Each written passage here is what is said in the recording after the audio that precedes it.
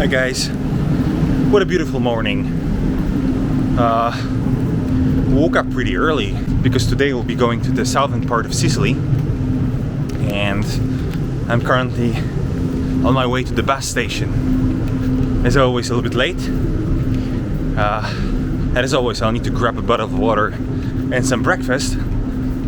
And we'll be going to Gela. I hope you'll enjoy it.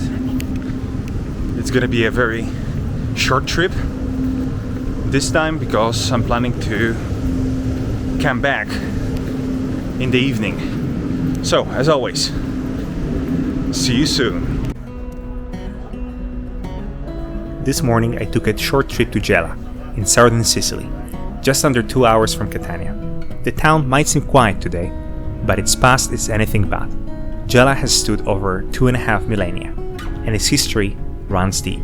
It was founded in 688 BC by Greek settlers from Rhodes and Crete, and quickly became one of the key city-states of Magna Graecia, Greater Greece. Among its famous citizens was the philosopher and legislator Empedocles, whose influence stretched through Gela and beyond.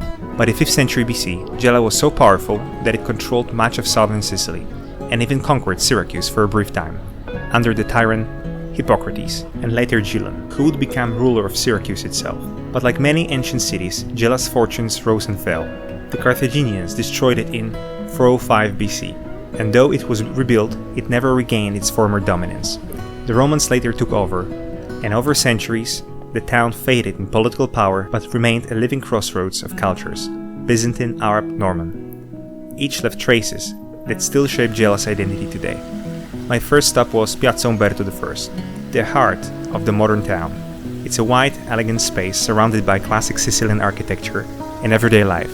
People chatting over coffee, kids running around the benches, that unmistakable rhythm of southern Italy. From the square, I stepped into the Chiesa Madre, officially dedicated to Santa Santissima Assunta in Cielo. It stands right in front of Piazza Umberto I, once known as Piazza del Duomo, and is one of Gela's most prominent landmarks.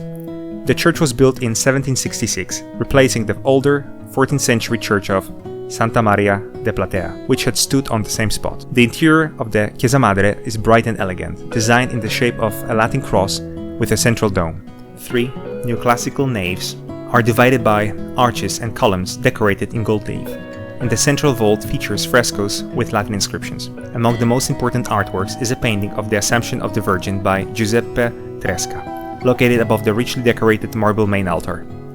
There is also a 1939 pipe organ with 31 facade pipes and several side altars, paintings, and marble funerary monuments, most notably the 18th century tomb of Baron Alessandro Maglia, sculpted by Filippo Panino. During recent renovations, workers uncovered 18th century crypts with skeletal remains as well as Greek-era artifacts, including the base of what may have been an ancient temple. A treasured relic in the church is the 14th century icon of Maria Santissima del Alemanna, the city's patron.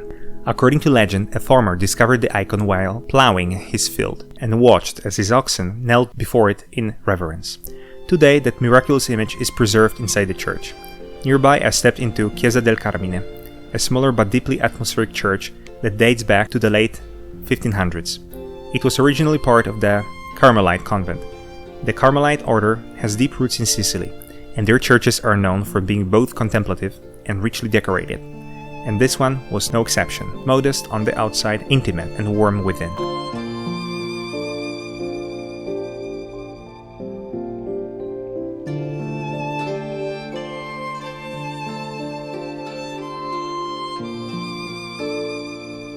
I also visited the Church of San Agostino, originally built in the 14th century, though it's undergone several renovations since.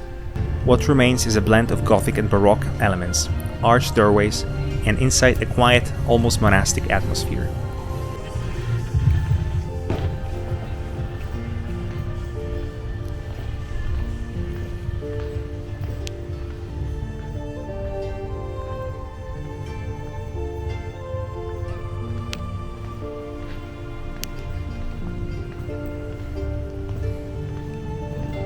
My next stop was the Archaeological Museum of Gela. It's meant to house some of the city's most valuable ancient artifacts, especially from the Greek period.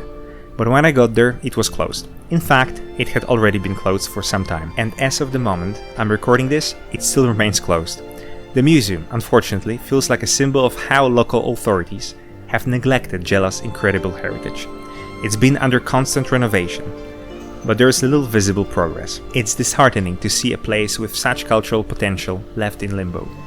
After soaking in the sacred site of Gela, I made my way to the municipal villa Giuseppe Garibaldi, a beautiful public garden dedicated to Italy's unifier. It's a lovely, shaded park with palm trees, fountains, and a view that hints at the coast beyond.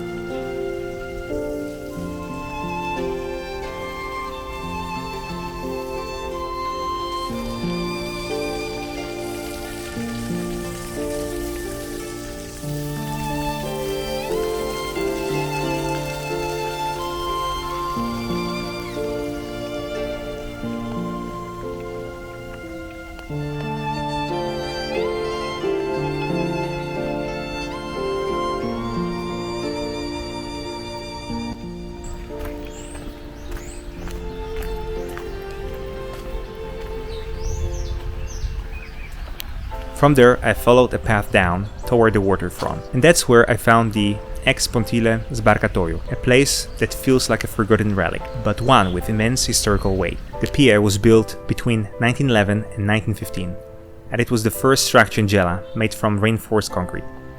It was a crucial part of the port's operation, serving as a hub for loading and unloading goods during the early industrial period.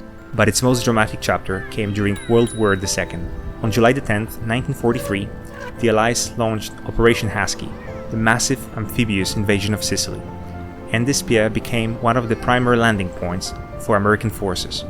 Thousands of troops came ashore right here, beginning a campaign that would eventually lead to the fall of the fascist Italy and help turn the tide of the war in Europe. Today the structure is worn, battered by time and sea.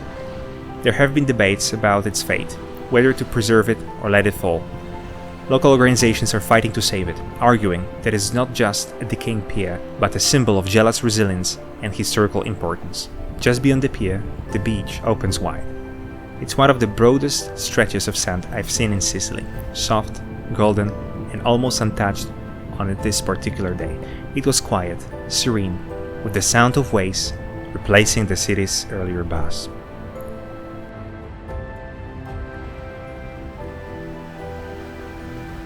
By then it was lunchtime.